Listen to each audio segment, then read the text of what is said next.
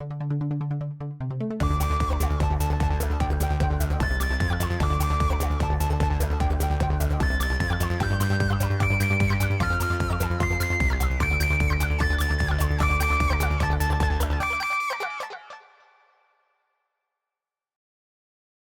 ties.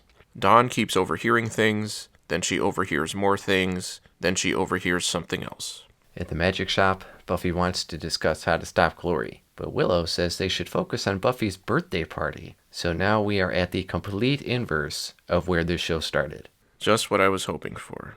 Giles tells them that Glory used to co-rule one of thousands of demon dimensions, and he says that being in human form is limiting her powers. And it's making her go crazy, which is why she has been CGIing people's heads to stay sane enough. They suggest making plans and doing research, because apparently none of them thought about that before now. They start talking about the key, and Buffy admits that she and Giles know where it is, which causes Willow to get exaggeratedly and nonsensically upset that they didn't tell her before. We cut to the Knights of Byzantium, who are doing some kind of ritual, and they're attacked by Glory's goblins, and then Glory herself, who makes short work of them and their Halloween costumes. And I was wondering why Glory would send her minions first, if they clearly are not made for combat, especially against people with swords and armor.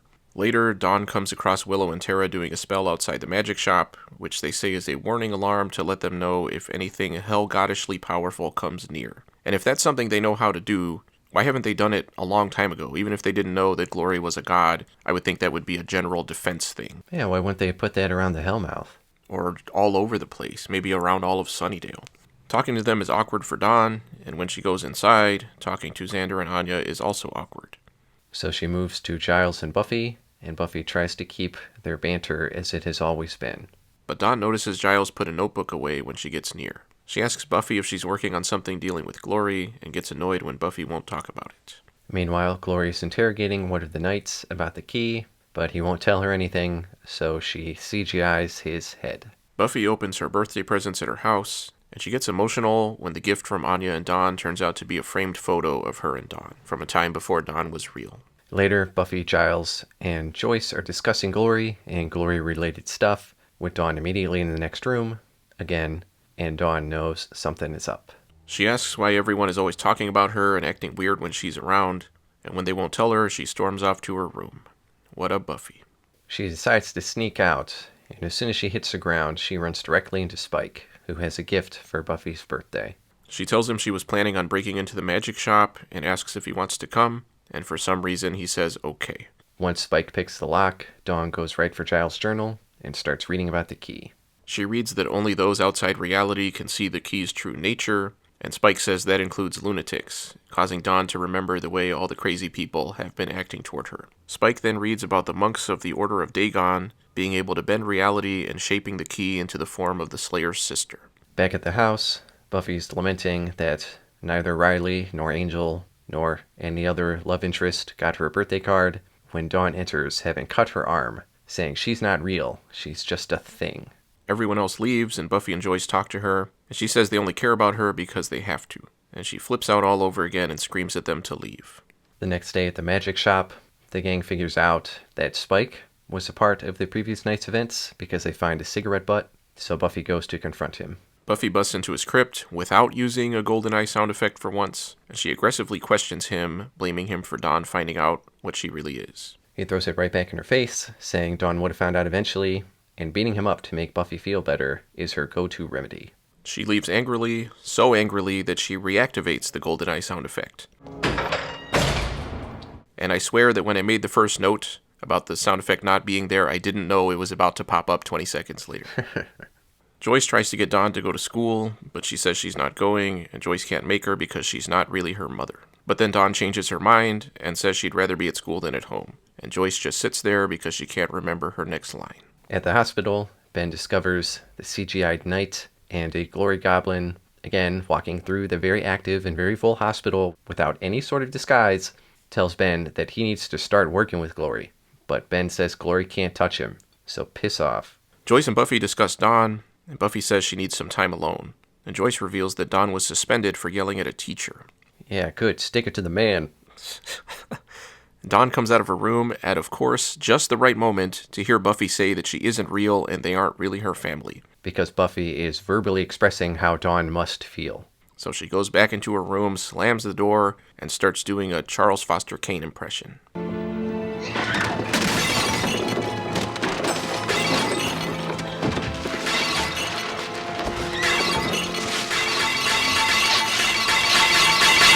And of course, downstairs, none of them hear any of it. Suddenly, an alarm goes off, which Buffy thinks is from the spell, but it turns out it's the smoke detector, and they find that Dawn set her trash can on fire and left out the window again. I was curious if that would actually be the noise, if Willow and Tara's spell got set off. Yeah, I guess maybe they don't know what it would sound like. And it makes sense if Buffy's on edge and she hears a weird alarm. Yeah, that would be pretty goofy, though, if it was the sound of a smoke alarm. Yeah. At the magic shop, the gang and Spike, for some reason, split up to find Dawn, who is walking through town reminiscing about memories that aren't real. While they search, Xander blathers on to Giles about how Dawn isn't really a human, and he brags about how such a powerful being has a crush on him. And Giles understandably just walks away.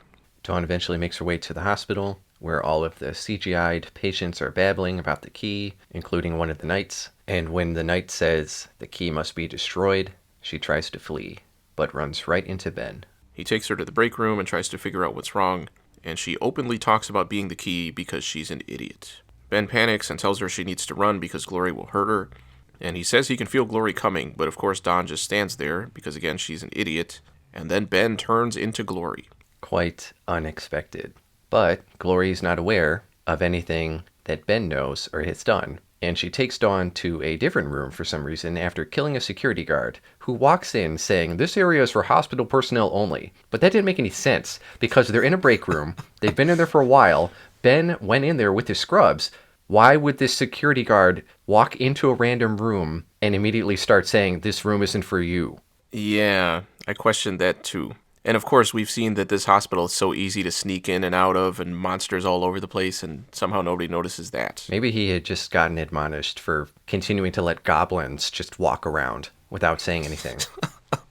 The gang meets up at the park, and for some reason, Buffy now decides to check the hospital. And when they get there, some security guys just happen to walk by, talking very loudly about someone almost getting his head ripped off. Yeah, to people who are in the act of checking into the hospital. And they surprisingly don't just turn around and say, "Let's get the hell out of here." In the x-ray room, where all the lights are of course still on, Glory asks if Dawn knows where the key is. So I would think after someone was murdered, security would be on even higher alert. And now Glory, in this red dress, and some teenage girl are walking into the x-ray room. No security guard's going to say, "Where are you going?" Dawn says that if Glory tells her more about the key, she might know if she's seen it.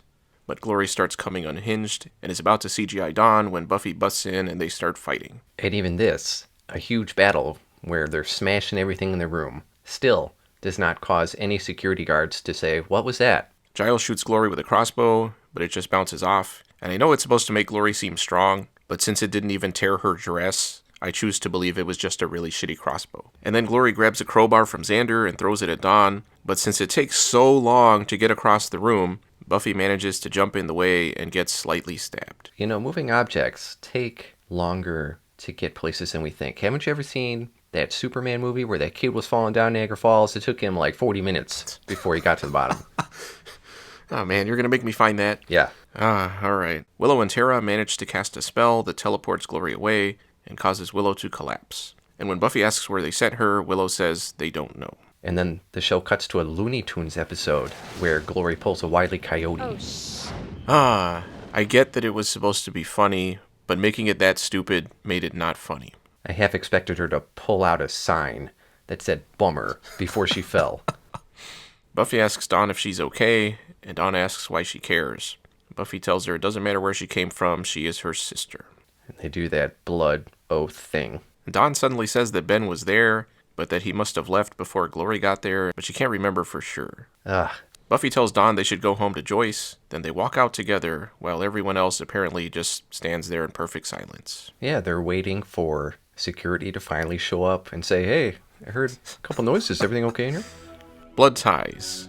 Overall, Hey, an episode that was actually focused and pushed things forward in a meaningful way. Everybody, for the most part, taking real action and actually thinking things through gives me reason to watch and give a damn about what's going on.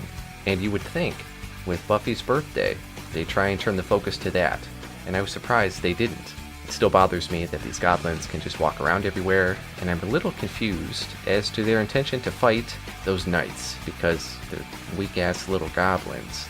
Ben turning into Glory was unexpected, but creates a lot of questions. It seems like she's in control of those changes, and isn't aware of Ben's thoughts or actions. So it must have happened in public spaces, or in the middle of one of his hospital shifts, right? Oh man, you're taking all of my notes, like, straight up. Have we seen Ben and Glory together in the same shot? No. Okay, I didn't have enough interest to actually go back and check. From a story standpoint, the transformation is shocking, but from a logic standpoint, it bugs me a lot. Yeah, I'm just thinking of all of these situations where he would have to be alone. He would not be able to be in the middle of any task, really. Yeah, and he works at a hospital where he has to be taking care of people and doing things. Which means he has a schedule. It's not like he's volunteering whenever he has time. And he regularly interacts with Buffy. What if he's just driving and transforms? Yeah, I can't imagine Glory being a very good driver. Well, she would appear and be like, oh, what's going on? Crash. And also from a story standpoint, Dawn saying she doesn't remember what happened to Ben really bugged me. Does she legit not remember? Because there's no reason she would hide that. So she must really not remember. And that is incredibly lazy writing. And throwing it out in the last 10 seconds of the episode makes it clear that the writers really couldn't figure that one out. I truly wonder if that is going to come up later. Those two things were really my only negatives to this episode. And I thought the rest of it actually worked. Interesting. I was tempted to bump this up higher than I thought it should go, but I brought it back. I gave it a B+. Dang. Okay. I gave it a C.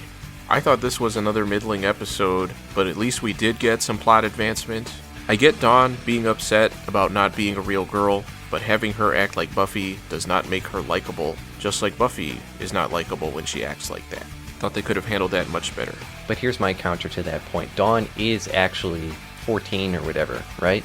Yeah. And a lot of teenagers cannot think outside of their own personal bubble. So I thought her saying, everyone's talking about me, everyone's acting weird around me.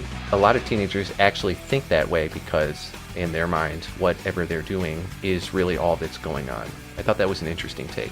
Yeah, I didn't necessarily think it was unrealistic. I just didn't think it made her interesting at all. It wasn't something that I wanted to watch, and it didn't make for a likable character. Right, but it fit for her character. I mean, given what we've seen so far, I would say yes, but that's not a character that I want to see. Well, it's not one I want to see either, but I didn't write the show. Okay. I can't just write a scene of her driving a car off a cliff. Having the other characters let Dawn overhear so many things so many times already in previous episodes was absurd, but in this episode it was just straight up comical. I was hoping we would learn more about the Knights of Byzantium, but we mostly just saw a bunch of them get killed. And about Ben really being Glory, or Glory really being Ben, or whatever. How is it that in the previous episode, Ben told Glory's minion at the hospital to deliver a message to her, and when the minion gets back to her hideout or whatever, she's waiting there? Oh yeah, I didn't think about that. Does she transform and then just, like, fly over? Because that's weird. Does she have teleportation powers? I don't think so, because then she would probably just teleport back after Willow and Tara teleported her away. And I didn't think that was a particularly interesting reveal in the first place, because Ben is not an interesting character and hasn't done anything important. His dialogue in this episode really annoyed me when he was talking to Dawn. Everything he does annoys me. Well, yeah. The main characters could talk to him and maybe learn something about Glory now, but then we had Dawn say that she didn't remember what happened. And I did have questions about that. Was she telling the truth? Because why wouldn't she remember? And if she did remember, why would she hide that? And if she was hiding it, why would she mention Ben?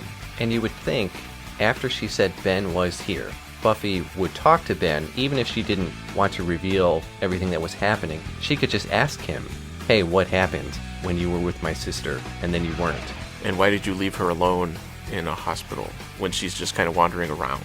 Although, I mean, I guess he could have gotten pulled away for his job, but he doesn't ever seem to really do a whole lot. He makes funny quips. What a valuable service. And I don't imagine that we're going to get answers that are going to make sense. So we'll see about that. But at least it feels like the season is building some momentum now. I look forward to the very next episode throwing it out the window and everything grinding to a screeching halt. And I can't wait to see why they don't just teleport Glory away again. I know Willow collapsed or whatever, but I don't care. Just teleport Glory into the sun or something. I mean, I guess they said they don't know where it's going to teleport her. Okay, so get better first and then teleport her.